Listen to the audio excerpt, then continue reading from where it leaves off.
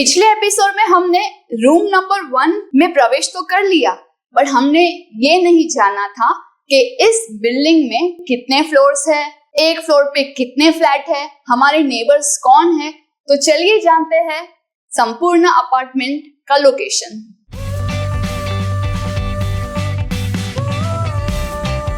प्रिय छात्रों, मैं हूं आपकी संस्कृत आचार्य डॉक्टर नम्रता।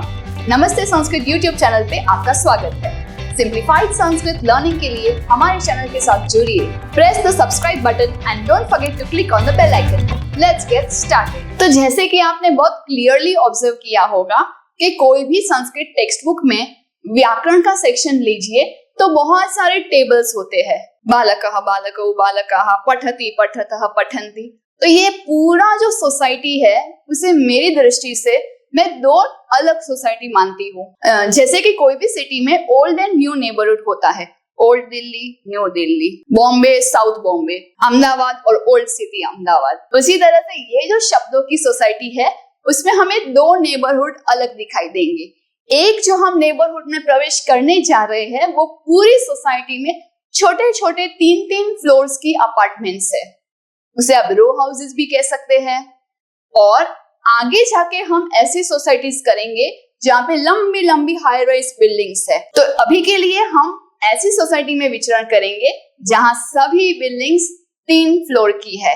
तो रेडी, आइए मेरे साथ हम इस 3 फ्लोर्स वाले अपार्टमेंट्स का एक टूर करें।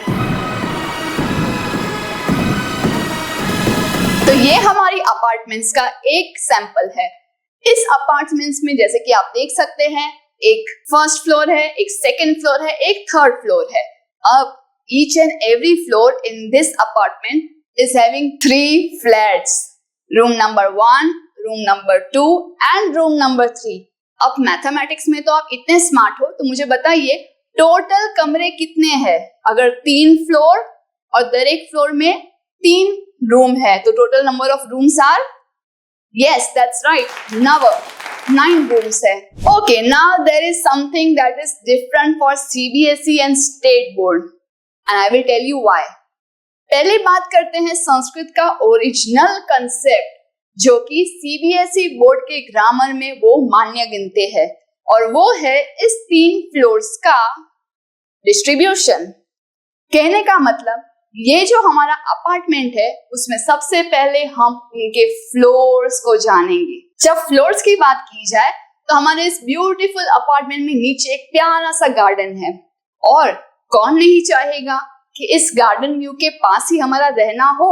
तो मन चाहे तब हम हमारा काम करने के लिए, पुस्तक पढ़ने के लिए या लैपटॉप लेके इसी गार्डन में बैठ के काम करेंगे। सो ये है उत्तम पुरुषः, यानी कि इस बिल्डिंग का ग्राउंड फ्लोर जो गार्डन फेसिंग है, एंड उत्तम यानी बेस्ट।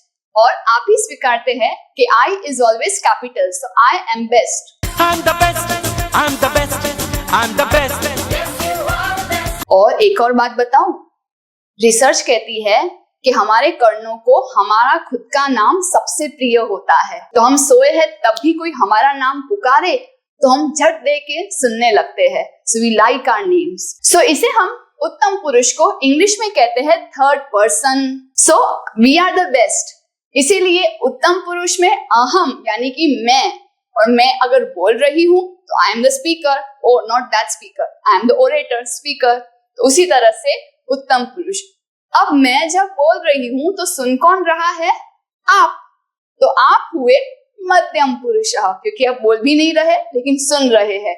सुनने वाले जो होते हैं लिसनर, वो हमेशा सेकंड पर्सन में होते हैं, और उनका संस्कृत नाम मध्यम पुरुष है, क्योंकि ये सैंडविच के तरह बीच में स्टफ हो गए हैं। ना उनको नीचे गार्डन व्यू एंजॉय कर पाते हैं, ना वो ऊपर टेरेस व्यू एंजॉय कर पाते हैं, वो बीच में है। अब संस्कृत में हमेशा मैं और तुम का पोजीशन फिक्स रहेगा।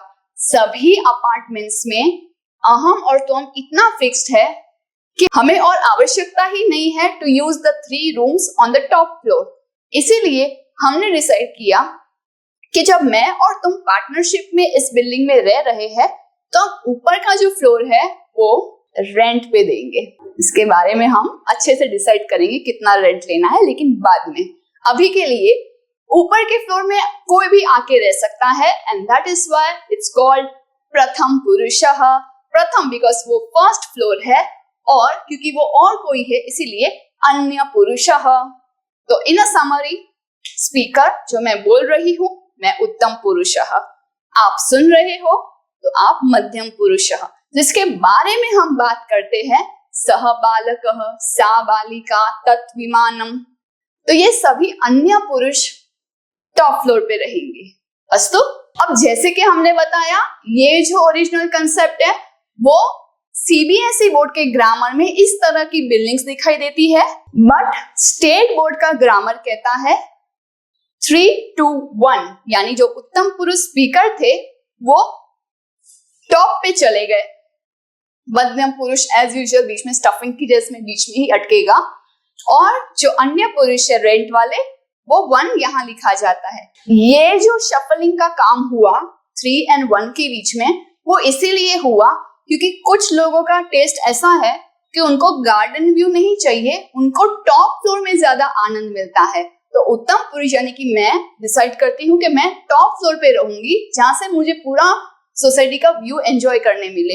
इसीलिए हमने डिसाइड किया कि जो रेंट पे देना है अन्य पुरुष को वो हम ग्राउंड फ्लोर दे देंगे। और प्रैक्टिकली बात की जाए तो this is all shuffling done because we have compared Sanskrit to English. इसलिए मैंने बताया that was the original concept, and whenever we compare persons in pronouns to English language तो ये शफलिंग होगा। तो don't get confused if this is the syllabus in your books. Floor की बात तो हो गई, अब प्रत्येक फ्लोर पे 3 रूम है, रूम नंबर 1, 2 and 3। जाहिर सी बात है उनका नाम होगा एकवचनम, द्विवचनम, बहुवचनम। इंग्लिश में सिंगुलर, ड्यूअल, प्लूरल। हाँ, वैसे तो इंग्लिश में ड्यूअल यूज नहीं होता है, इसलिए हम उसको ट्रांसलेट करने के लिए बोथ शब्द का प्रयोग करेंगे और प्लूरल के लिए ऑल। तो ओरिजिनल कंसेप्ट की बात की जाए तो ये रहा हमारे सब्जेक्ट्स, जिसमें ये फ्लोर 1, ये फ्लोर नंबर 2, ये फ्लोर नंबर 3, जिसे कहते हैं अन्य पुरुषः, मध्यम पुरुषः, उत्तम पुरुषः। प्रत्येक फ्लोर पे जो रूम्स है उसे कहेंगे एकवचनम, द्विवचनम, बहुवचनम। और जैसे कि मैंने बात की, मैं और तुम, हमारे रहने का स्थान फिक्स्ड है। हम हमेशा ग्राउंड फ्लोर पे रहेगा, तुम यानी कि तुम हमेशा बीच में वाले मंजिल में रहेंगे। और ये थर्ड फ्लोर हम किसे देंगे? You guessed it right, हम इसे फॉर रेंट देंगे। जो भी यहाँ पे रहना चाहे वो यहाँ पे रह सकता है। उसके कुछ रूल्स एंड रेगुलेशन हम साथ में डिस्कस करेंगे कि रेंट पे किसे आने की परमिशन है और कितने टाइम के लिए अगले एपिसोड्स में। अभी के लिए हम देखते हैं कि मैं और तुम, इसके पास में कौन रहता है। इसे भी हम एक्शंस के साथ करेंगे। अभिनय से करने से ही हमें लंबे समय तक वो कंसेप्ट याद रहेगा। हम यहाँ से शुरू करेंगे, तो चलिए मेरे साथ करिए। सह तौते कोई दूर जो पुल्लिंग शब्द है उसके लिए है, जैसे कि आप बालकः मान लीजिए या वृक्षः मान लीजिए। तो साथ में मेरे साथ एक्शन करेंगे। त्वम, युवाम, यूयम, यानी कि तुम दोनों, तुम सब। इंग्लिश में कहेंगे you, both of you, all of you, क्योंकि सिर्फ यू बोलने से तो पता नहीं चलेगा कि हम 2 को बोल रहे हैं या बहुत को। तो इसीलिए हमने both of you, all of you इस तरह से लंबा करके बोला। अब सीखेंगे एक्शंस उत्तम पुरुष के। अहम, आवाम, वयम, यानी कि मैं, हम दोनों, हम सब। I, both of us, all of us. मैं चाहती हूं आप अपनी टिप्पणी पुस्तक में ये पूरा बिल्डिंग का स्ट्रक्चर अच्छे से लिखे और जो लैंग्वेज में आप कंफर्टेबल है, इधर हिंदी और इंग्लिश, उसका ट्रांसलेशन नीचे ब्रैकेट में लिखिए। अच्छा, मैंने यहाँ पे ट्रांसलेशन क्यों नहीं दिया वो सोच रहे हैं? क्योंकि सब कुछ स्पून फीडिंग नहीं होता है, कुछ तो आपको पुरुषार्थ करना होगा, इसीलिए आप खुद लिखिए। मैं वेट करती हूँ, please have a screenshot of this. अच्छा, बहुत लोग सोच रहे हैं कि ये साइड में क्या है। अगर आप ये सोच रहे हैं कि ये जो हमारी आचार्य है वो तो अपार्टमेंट्स, बंगलोज के आगे बढ़ती ही नहीं। जैसे कि हमारी सबकी फेवरेट होती है चाकलेहम, यानी कि चॉकलेट, तो चॉकलेट और रैपर का एक संबंध है जो हमारे इस धातु रूप में बहुत उपयोगी होगा। तो चलिए जानते हैं story of chocolate and wrapper. Do some parotta today. Share this video to those who are still confused in Sanskrit. Join our WhatsApp group called Sanskrit Support System. This is exclusively for students of class 5 to 7, class 8 to 10 and class 11-12 onwards. Keep learning and have fun with us in Sanskrit. पुनर्मिलामः। धन्यवादः।